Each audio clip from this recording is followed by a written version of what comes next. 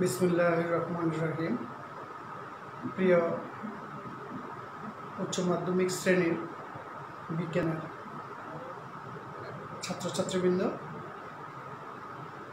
নবাগত একাদশ শ্রেণীর ছাত্রছাত্রীদেরকে আমি স্বাগত জানাচ্ছি।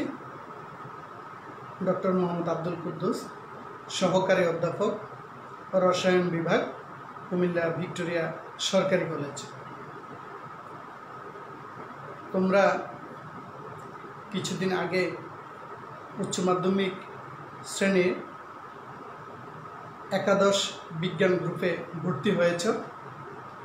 তোমাদের সবার একটা আশা ছিল আনন্দ ঘন পরিবেশে তোমরা ক্লাসে উপস্থিত হবে, কিন্তু বৈশ্বিক মহামারী কোভিডের কারণে তোমরা ঘরে বসেই ক্লাস শুরু করেছ।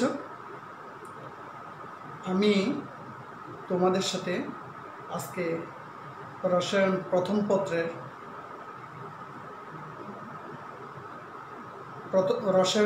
পত্রের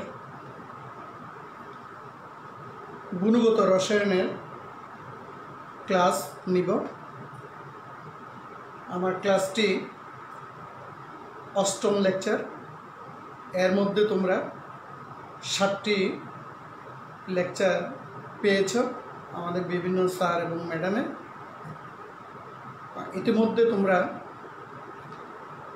গুণগত রসায়নের মৌলিক পদার্থ সম্পর্কে একটা ধারণা পেয়েছ। আমি এই মৌলিক পদার্থগুলো বা অন্যান্য রাসায়নিক পদার্থ তাদেরকে কিভাবে শনাক্ত করা হয় এ সংক্রান্ত একটা টপিক, সেটা হলো রাসায়নিক বর্ণালী। এটা কি, এটা কিভাবে ব্যবহার করা হয়, কী উদ্দেশ্যে ব্যবহার করা হয়, বিজ্ঞানের কোন কোন শাখায় এই রাসায়নিক বর্ণালী ব্যবহার করা হয়, সে সংক্রান্ত একটা ধারণা দিতে চেষ্টা করব। রাসায়নিক বর্ণালীমিতি মূলত এটা একটা বিশ্লেষণীয় রসায়নের অংশ। এটাকে আমরা বলি physical method of chemical analysis. একটি রাসায়নিক পদার্থ সেটা কি পদার্থ উপস্থিত আছে, কি পরিমাণ আছে, এ সংক্রান্ত বিষয় এই রাসায়নিক বর্ণালীতে আলোচনা করা হয়। তো এই রাসায়নিক বর্ণালীমিতির যে প্রয়োগ গুণগত রসায়নে, এই বিষয়টি আমরা ধারণা দিতে চেষ্টা করব আজকের এই লেকচারে। তোমরা আজকের এই লেকচার শেষে বর্ণালী এবং রাসায়নিক বর্ণালী কী সেটা তোমরা বলতে পারবে, আণবিক এবং পারমাণবিক বর্ণালী সম্পর্কে বলতে পারবে, শোষণ বিকিরণ বর্ণালী সম্পর্কে বলতে পারবে, এবং এই রাসায়নিক বর্ণালীর প্রয়োগ তোমরা লিখতেও পারবে, বলতেও পারবে। প্রিয় ছাত্রছাত্রীবৃন্দ, আমি প্রথমে তোমাদের পিছনের কিছু পড়া আলোচনা করতে যাচ্ছি। সেটা হলো বর্ণালী কী। তোমরা নিচের ক্লাসে পড়েছ যে সানলাইট যদি প্রিজমের ভিতর দিয়ে পাস করা হয় তাহলে বিভিন্ন তরঙ্গদৈর্ঘ্যের আলো বিশ্লেষিত হয়ে যায় এবং বিভিন্ন ধরনের বর্ণ, বেগুনি, নীল, আসমানি, সবুজ, হলুদ, কমলা, লাল, বিভিন্ন বর্ণ আলাদা হয় এবং বর্ণালী ধারণ করে।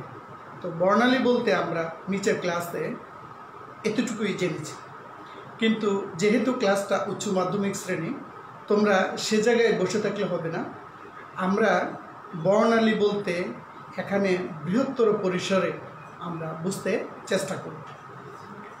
তো রসায়ন শাস্ত্রে বর্ণালী বলতে আসলে মূলত যেটা বোঝানো হয়েছে সেটা হলো গ্রাফ বা লেখচিত্র, যেখান থেকে কোনো মৌল বা যৌগিক পদার্থের উপস্থিতি নির্ণয় করা যায় এবং ক্ষেত্রবিশেষে তার পরিমাণও নির্ণয় করা যায়।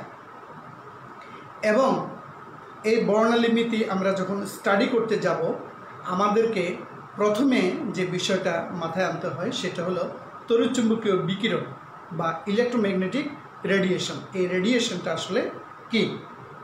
এখন এই রেডিয়েশন আমরা যখন প্রথমেই আলোচনা নিয়ে আসব, সেটা হলো আমরা যে লাইটটা ইউজ করি, যে কোনো সোর্স থেকে একটা লাইট যখন হবে, যদি সেই লাইটের মধ্যে বৈদ্যুতিক ধর্ম এবং চৌম্বক ধর্ম পরস্পর লম্বভাবে ক্রিয়া করে, তখনই আমরা তাকে বলি তড়িৎচুম্বকীয় বিকিরণ। তাহলে একটি লাইট যখন সকল দৃশ্যমান অঞ্চলের সকল তরঙ্গদৈর্ঘ্যের আলো একসাথে বিকিরণ করে, তখন আমরা এটাকে সাধারণত সাদা আলো বলি। আর যে বস্তু এই বিকিরিত আলোর সবটাই শোষণ করতে পারে তাকে আমরা কালো বস্তু বলি। তাহলে কালো বস্তু কোনগুলো? যেগুলো সকল আলো শোষণ করতে পারে। আর সাদা আলো কোনটা? যে সকল আলোর সোর্স, সেটা হলো আমরা সাদা আলো বলি। তাহলে ইলেকট্রোম্যাগনেটিক রেডিয়েশন, সেখানে আমরা এই সকল আলোকে নিয়েই সেখানে আমরা আলোচনা করব। রাসায়নিক পদার্থ, সেটা মৌল হোক বা যৌগ হোক, তার সাথে এই তড়িৎচুম্বকীয় বিকিরণের একটা ইন্টারঅ্যাকশন বা আন্তঃক্রিয়া ঘটে এবং এর ফলে ওই মৌল বা যৌগ এই তড়িৎচুম্বকীয় বিকিরণ শোষণ করে।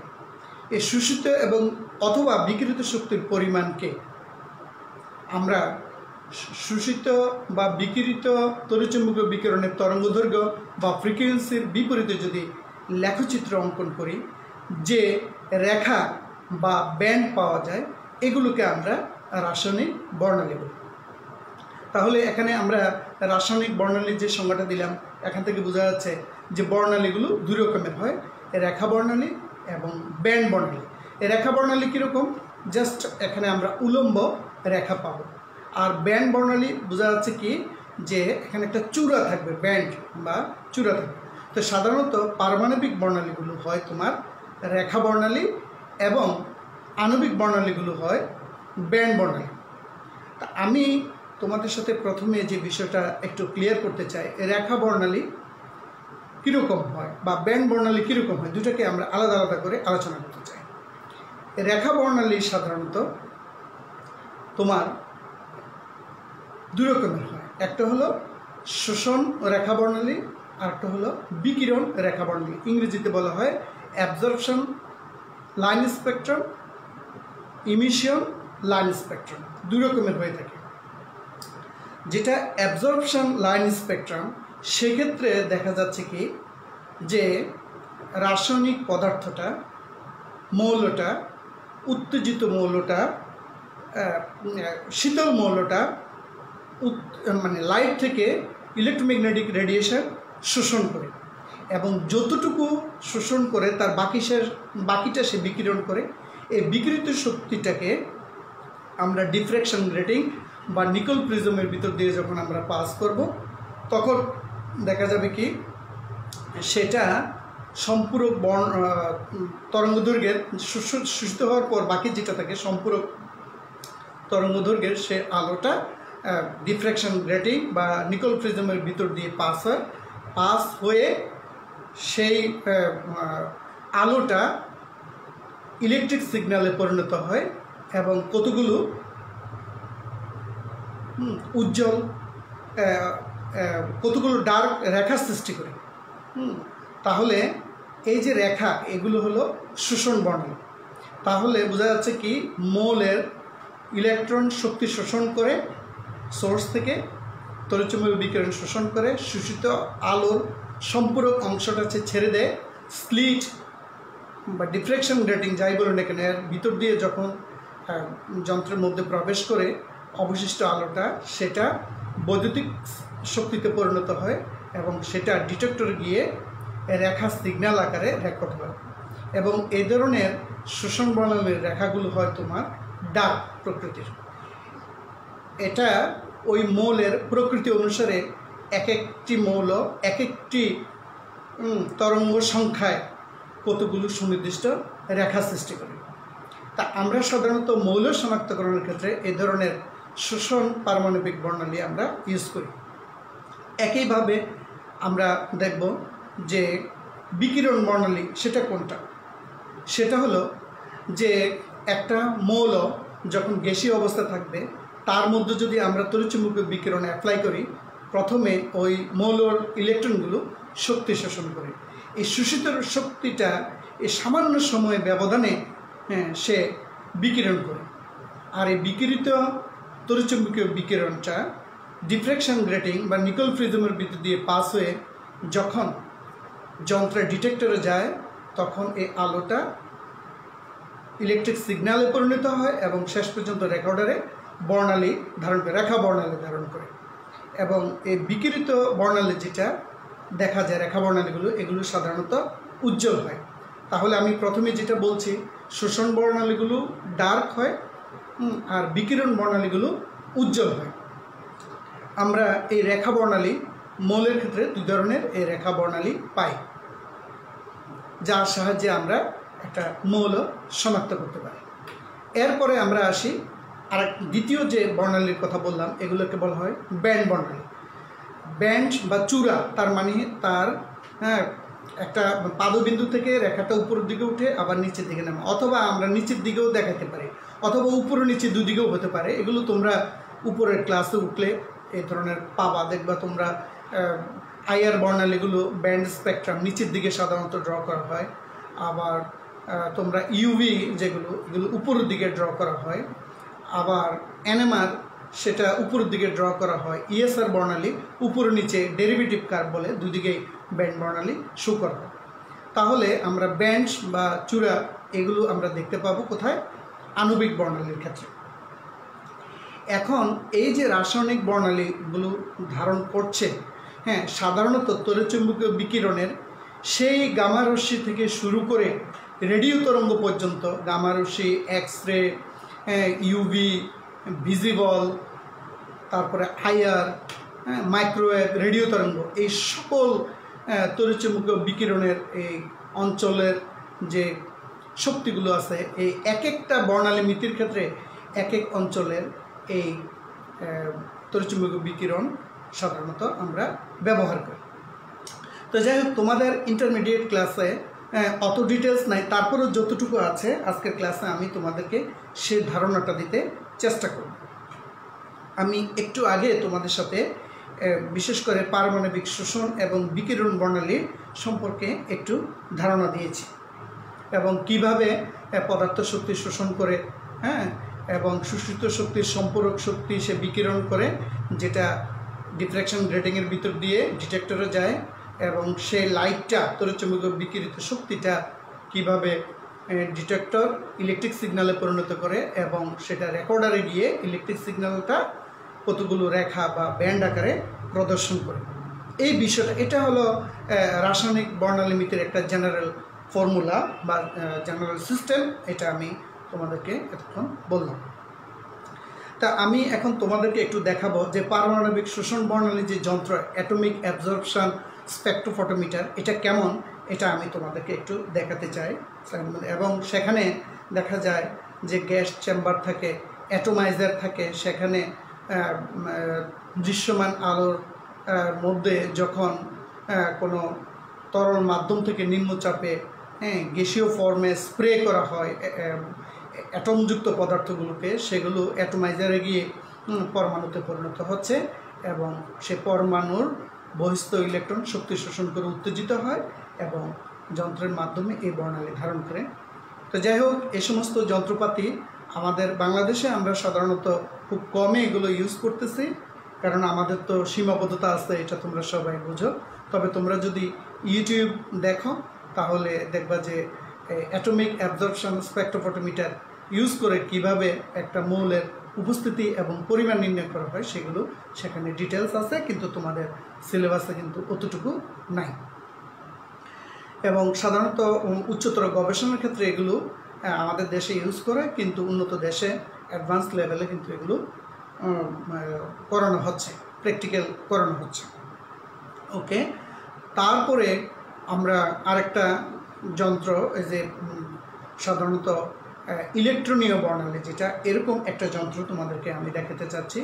এটা ডাবল বিম ইউভি ভিজিবল বর্ণালী, হ্যাঁ, এবং এই যন্ত্র সাধারণত ব্যান্ড বর্ণালী দেয় এবং এর মাধ্যমে কোনো যৌগের উপস্থিতি নির্ণয় করা হয় এবং যদি বর্ণযুক্ত হয় তার পরিমাণও এই যন্ত্রের সাহায্যে নির্ণয় করা যায়। ওকে, এখন আমরা আসি যে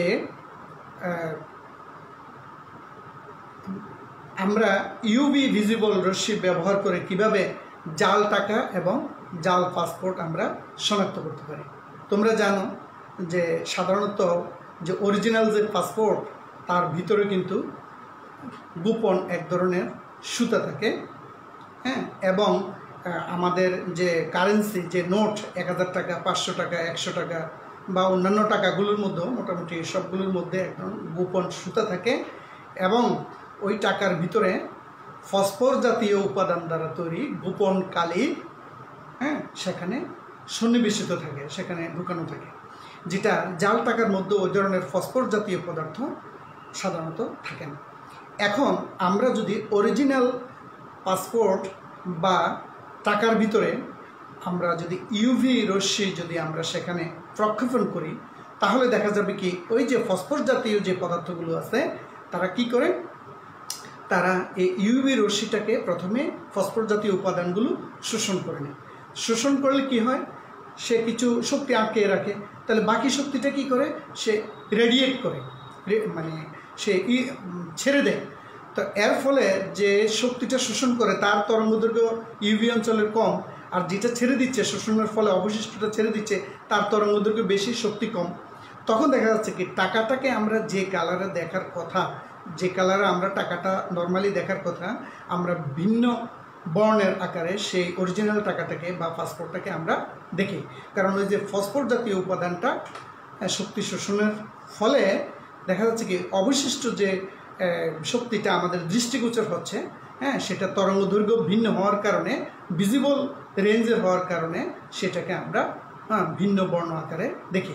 কিন্তু যদি টাকাটা বা পাসপোর্টটা যদি অরিজিনাল না হয় তাহলে তার ভিতরে ফসফর জাতীয় এই সমস্ত উপাদানগুলো থাকবে না, শক্তি শোষণ করার মতো এমন কোনো পদার্থ থাকবে না। ফলে আমরা দেখা যাবে কি আমরা যে আলোটা আমরা এখানে প্রক্ষেপণ করতেছি জাল টাকা বা জাল পাসপোর্টের উপরে, আমরা সেই আলোটা পুরোপুরি প্রতিফলিত হয়ে আমাদের চোখে এসে পড়তেছে। ফলে জাল টাকা বা জাল পাসপোর্ট এবং অরিজিনাল টাকা বা অরিজিনাল পাসপোর্ট আমরা দুটাকে ভিন্ন আঙ্গিকে আমরা দেখব। এভাবে ইউভি রশ্মি ব্যবহার করে আমরা জাল টাকা এবং জাল পাসপোর্ট আমরা শনাক্ত করতে পারি। এখন তোমাদের জানা দরকার যে ফসফর জাতীয় এই ধরনের পদার্থগুলো কী কী। ফসফর জাতীয় বিভিন্ন রকমের ট্রানজিশন মেটাল অক্সাইডগুলো আছে। এই অক্সাইডগুলো সাধারণত গোপন কালি তৈরিতে সেগুলো ইউজ করা হয়। এক একটা টাকার ক্ষেত্রে এক রকম বা পাসপোর্টের ক্ষেত্রে এক একটা ইউজ করা হয়। এগুলো তোমরা ইনশাল্লাহ যদি তোমরা টেক্সট বই পড়ো তাহলে তোমরা মোটামুটি জানতে পারবে। আমি আর এখানে আলোচনা দীর্ঘায়িত করছি না। প্রিয় ছাত্রছাত্রীবৃন্দ, তোমরা তোমাদের খুব আশা যে তোমরা কলেজের ক্লাসে এসে তোমরা সুন্দর মতো ক্লাস করবে, তোমাদের সাথে অবশ্যই দেখা হবে। তবে আমি আরেকটু পড়াশোনা নিয়ে কথা বলতে চাচ্ছি। সেটা হলো আইআর যে ইনফ্রারেড বা অবলোহিত যাকে বলা হয়, তার কি কি ব্যবহার আমাদের এই গুণগত রসায়নে আছে। আমরা যে যৌগগুলোর কথা আমরা চিন্তা করব, রাসায়নিক পদার্থ মানেই তো মৌল বা মৌল দ্বারা গঠিত যৌগ। সেই যৌগগুলোর মধ্যে কি কার্যকরীমূলক আছে, আমরা আইআরের ক্ষেত্রে আমরা আইআর তড়িৎচুম্বকীয় বিকিরণ আইআর অংশ আমরা ইউজ করে এটা শনাক্ত করতে পারি। যেমন আমরা অ্যালডিহাইডমূলক, কিটোমূলক, কার্বক্সিলমূলক এই ধরনের ফাংশনাল গ্রুপ তোমরা নবম দশম শ্রেণীর জৈব রসায়ন অধ্যায়তে তোমরা পড়েছ। তো এক একটা কার্যকরীমূলক এক একটা তরঙ্গ দৈর্ঘ্যে আইআর বর্ণালী ধারণ করে, হ্যাঁ। ফলে ওই যৌগের আইআর বর্ণালী থেকে আমরা কোনো সুনির্দিষ্ট কার্যকরীমূলক ওই যৌগের মধ্যে আছে কি না সেটা আমরা শনাক্ত করতে পারি। আমরা যে ফিজিওথেরাপি দিই, আমাদের শরীরের বিভিন্ন অংশে যদি ব্যথা হয়, তোমরা দেখবে এক ধরনের চায়না ছোট ছোট যন্ত্র পাওয়া যায়, যেগুলো আমরা ফিজিওথেরাপির ক্ষেত্রে আমরা ইউজ করতে পারি। আমাদের ব্যাক সাইডে যদি ব্যথা করে সেটা আমরা ইউজ করতে পারি। সম্প্রতি তোমরা দেখেছো যে শরীরের মধ্যে অক্সিজেন প্রবাহের যে পরিমাণটা, এটা কিন্তু আমাদের জেনে রাখা দরকার হচ্ছে, কারণ করোনা ভাইরাসের কারণে দেখা যাচ্ছে যাদের শ্বাস প্রশ্বাসে প্রবলেম দেখা দেয় তাদের অক্সিজেন লেভেলটা কমে যাচ্ছে। সেক্ষেত্রে যে পালস অক্সিমিটার ইউজ করা হয়, এইটা মূলত যে ইনফ্রারেড তড়িৎচুম্বকীয় বিকিরণ ব্যবহার করে কিন্তু সেটা এই যন্ত্রটা কাজ করে এবং শরীরের মধ্যে অক্সিজেনের প্রবাহ মাত্রা যেটা সেটা আমরা দেখতে পাই। এবং আমরা দেখি যদি 95% যদি থাকে তাহলে আমরা বুঝি যে মানুষটা স্বাভাবিক আছে, বাট এর থেকে যদি কমে যায় তাহলে বোঝা যাচ্ছে কি তার শরীরে অক্সিজেন প্রবাহের স্বল্পতা দেখা দিচ্ছে, তখন আমরা ডাক্তারের শরণাপন্ন হচ্ছি। তারপরে আমাদের অনেকের দেখা যাচ্ছে কি বক্ষ ক্যান্সার হচ্ছে, সেই ক্যান্সার নির্ণয়ের ক্ষেত্রেও কিন্তু আমরা আইআর রেডিয়েশন তড়িৎচুম্বকীয় বিকিরণ আমরা ব্যবহার করতে পারি। তারপরে রোগ চিকিৎসার ক্ষেত্রেও আমরা বিভিন্ন রোগ চিকিৎসার ক্ষেত্রেও আইআর রেডিয়েশন আমরা ইউজ করতে পারি।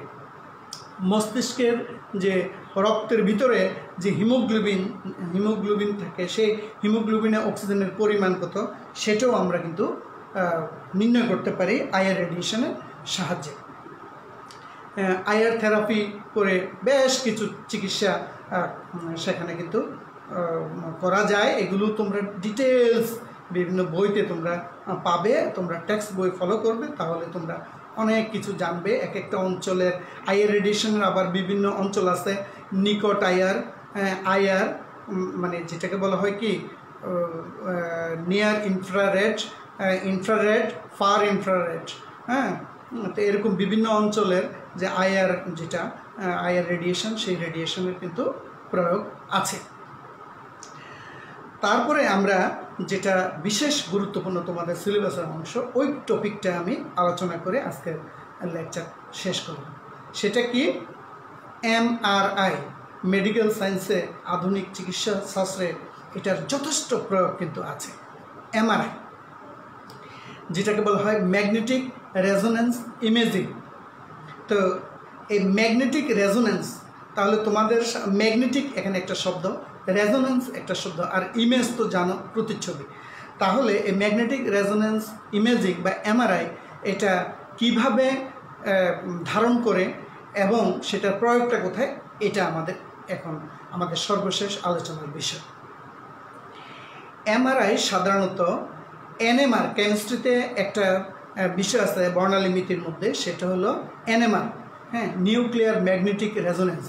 যে সকল পদার্থের নিউক্লিয়াসের স্পিন কোয়ান্টাম সংখ্যা বেজোড় বা বেজোড় গুণিত, যেমন প্রোটিয়াম, কার্বন 13, ফসফরাস 31, ফ্লোরিন 19, এই সমস্ত মৌল সম্বলিত যে যৌগগুলো যদি কোথাও উপস্থিত থাকে, সেক্ষেত্রে চুম্বক ক্ষেত্রের উপস্থিতিতে তারা দেখা যায় কি রেডিও তরঙ্গ তারা শোষণ করে। তাহলে যদি রেডিও তরঙ্গ শোষণ করে তাহলে সে কী করে, বর্ণালী ধারণ করে। এবং যখন আমরা চুম্বক ক্ষেত্রের উপস্থিতিতে ওই সকল যৌগ সংশ্লিষ্ট বস্তুকে আমরা রাখি এবং তার উপরে যদি রেডিও তরঙ্গ প্রয়োগ করা হয়, তাহলে সেখানে রেডিও তরঙ্গের সাথে ম্যাগনেটিক যে ফ্রিকোয়েন্সি যেটা, এটার অনুরণন ঘটে, এবং এর ফলে কি হয়, অড নিউক্লিয়াসের মধ্যে এক বিশেষ গতির সৃষ্টি হয় যেটাকে বলা হয় ল্যামোর গতি। এই ল্যামোর গতি সৃষ্টি হওয়ার কারণে ওই বেজোড় নিউক্লিয়াস বিশিষ্ট পদার্থটা কি করে, রেডিও তরঙ্গ শোষণ করে এবং এর ফলে সে বর্ণালী ধারণ করে, অন্যান্য বর্ণালীর মতো সেও বর্ণালী ধারণ করে। এটাকে আমরা এনএমআর বা নিউক্লিয়ার ম্যাগনেটিক রেজোন্যান্স বর্ণালী আমরা বলি। ঠিক এই কনসেপ্টটা ইউজ করে তোমার এই এমআরআই যে যন্ত্র সেটা স্টাবলিশড করা হয়। সেখানে কি করা হয়, আমাদের হিউম্যান বডিতে যে কোষগুলো আছে সেই কোষগুলো নিউক্লিয় প্রোটিন জানো, এবং সেখানে তো অবশ্যই হাইড্রোজেন আছে, এবং এই হাইড্রোজেন থাকার কারণে তারা চুম্বক ক্ষেত্র অ্যাক্টিভ। এখন এই চুম্বক ক্ষেত্র অ্যাক্টিভ হওয়ার কারণে, ম্যাগনেটিক ফিল্ড অ্যাক্টিভ হওয়ার কারণে সেখানে যখন আমরা রেডিও তরঙ্গ প্রয়োগ করি সেখানে ওই যে ল্যামোর ফ্রিকোয়েন্সি সৃষ্টি হয় এবং শক্তি শোষিত হয়। তো স্বাভাবিক কোষ বা স্বাভাবিক হাইড্রোজেনগুলো যে পরিমাণ শক্তি শোষণ করে, সেখানে যদি কোষের অস্বাভাবিক বৃদ্ধি ঘটে, অর্থাৎ সেখানে যদি টিউমার, ক্যান্সার যদি থাকে, অথবা আমাদের শরীরের কোনো অংশ যদি হঠাৎ করে রক্ত জমাট বেঁধে যায়, হ্যাঁ, বিশেষ করে আমাদের ব্রেনে যদি স্ট্রোক হয় তাহলে সেখানে রক্ত জমাট বেঁধে যেতে পারে, অথবা শরীরে ক্যান্সার, টিউমার হলে সেখানে শক্ত অংশ দেখা যায়। ফলে স্বাভাবিক শরীরের অঙ্গ প্রত্যঙ্গ যে ইমেজ সৃষ্টি করার কথা, হ্যাঁ, ওই সমস্ত ইনফেক্টেড যে অংশগুলো আছে, ক্ষতিগ্রস্ত যে অংশগুলো আছে, সে জায়গায় কিন্তু সে ধরনের ইমেজ সৃষ্টি করতে পারে না। সেখানে ডার্ক এক ধরনের স্পট দেখা যায়, যেটাকে আমরা এমআরআই স্পট যেটাকে বলছি। এবং এই এমআরআই স্পট শরীরের যেখানে টিউমার বা ক্যান্সার থাকার সম্ভাবনা আছে, অথবা শিরার যেখানে রক্ত জমাট বেঁধে থাকার সম্ভাবনা আছে, তার অবস্থানটা, লোকেশনটা সেখানে এমআরআইয়ের মাধ্যমে ডাক্তাররা সেটা নির্ণয় করে। এবং এটা সাধারণত এখন আধুনিক চিকিৎসাশাস্ত্রে এমআরআইটা যথেষ্ট প্রয়োগ হচ্ছে। প্রায় অনেক ডিজিজের ক্ষেত্রে কিন্তু এই এমআরআই কনসেপ্টটা প্রয়োগ করা হচ্ছে। তা এতে করে সুবিধা হয় কি, যে আগে ডাক্তার জেনে গেল শরীরের রোগটা কী এবং তার অবস্থানটা সূক্ষ্মভাবে কোথায়। কারণ সার্জিক্যাল অপারেশনের ক্ষেত্রে তার অবস্থানটাও কিন্তু জানা, রোগের উপস্থিতি যেমন জানা দরকার, তার অবস্থানটাও কিন্তু জানা দরকার। তবে তোমাদেরকে একটা কথা বলে রাখি, এখন এই যে এমআরআই যে যন্ত্র, এটা সাধারণত ম্যাগনেটিক ফিল্ড যেটা আর কি, তার শক্তিমাত্রার উপরে নির্ভর করে এই যন্ত্রের রেজলিউশন। আমি তোমাদের কেতার্থে বলছি, দেখা যাচ্ছে কি একটা ডায়াগনস্টিক সেন্টারে এমআরআই করা হয় 8,000 টাকা দিয়ে, আরেকটা ডায়াগনস্টিক সেন্টারে 10,000 টাকা দিয়ে, আরেকটা ডায়াগনস্টিক সেন্টারে 12,000 টাকা দিয়ে। তাহলে এই হেরফের হয় কেন? এটা দুইটা হতে পারে প্রসপেক্টিভ আর কি। একটা হতে পারে যে ওই যে যন্ত্রের রিজলিউশন যেটা আর কি, সেখানে রিজলিউশনটা কার উপরে নির্ভর করে, যেহেতু এমআরআই ম্যাগনেটিক রেজোনেন্স, তাহলে ম্যাগনেটিক ফিল্ড যে এমআরআই যন্ত্রটা ইউজ করা হচ্ছে তার রিজলিউশন বা ম্যাগনেটিক শক্তিটা কত বেশি, যে এমআরআই যন্ত্রের ম্যাগনেটিক শক্তিটা যত বেশি, তার এমআরআই স্পেকট্রামের রিজলিউশনটা হবে তত বেশি। হ্যাঁ, তাহলে এটার উপরে তার প্রাইসটা নির্ভর করে।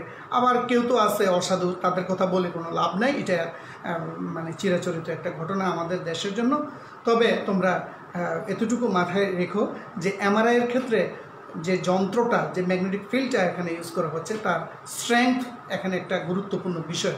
কারণ সকল রোগ সকল এমআরআইয়ের মাধ্যমে ধরা যায়, এই বিষয়টা কিন্তু তোমাদেরকে ধারণা রাখতে হবে। প্রিয় শিক্ষার্থীবৃন্দ, আমি আর তোমাদের সাথে আজকের ক্লাসটি দীর্ঘায়িত করতে যাচ্ছি না। তোমরা সবাই যার যার বাসা বাড়িতে ভালো থাকবে এবং আশা করি তোমরা অতি শীঘ্রই ক্লাসে ফিরে আসবে। এবং সামনে যে শীতকাল, এই শীতকালে তোমরা অত্যন্ত সাবধানে থাকবে কুয়াশার মধ্যে, এবং যেখানে যানজট থাকবে, যেখানে মানুষ বেশি আনাগোনা থাকবে, সেই জায়গাগুলোকে তোমরা এড়িয়ে চলতে চেষ্টা করবে। তোমরা সবাই ঘরে ভালো থাকবে, নিরাপদে থাকবে। তোমাদের সবাইকে শুভেচ্ছা জানিয়ে আজকের ক্লাস আমি এখানে শেষ করছি। ধন্যবাদ সবাইকে।